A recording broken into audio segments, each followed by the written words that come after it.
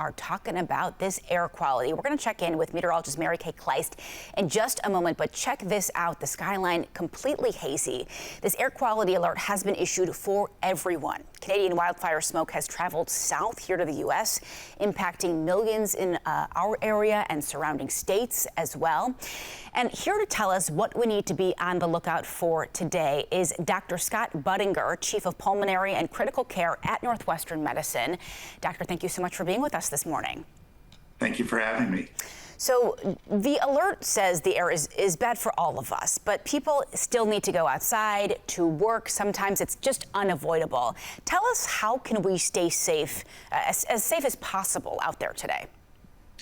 Yes, well, thanks for highlighting this issue. You know, what we really worry about is we worry about at-risk populations, and that's the purpose of these air quality alerts, where we're talking about people that we really would like to avoid the outside air if it's possible. And these are going to be people at the extremes of age, very young children and infants, and older adults. And we also want to target specific risk groups who are at risk for some of the health complications of the poor air quality.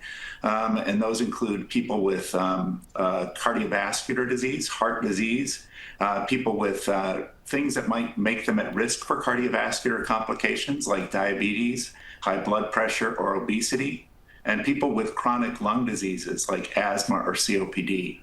I think one of the things that people don't realize about smoke exposure is that it can induce heart attacks and strokes. And actually, that's the biggest health problem that's associated with air pollution exposure, is the risk of heart attacks and strokes. Yeah, that's really good advice there. Doctor, when you go outside in this type of weather, what is actually happening to our lungs when we're breathing in this type of air?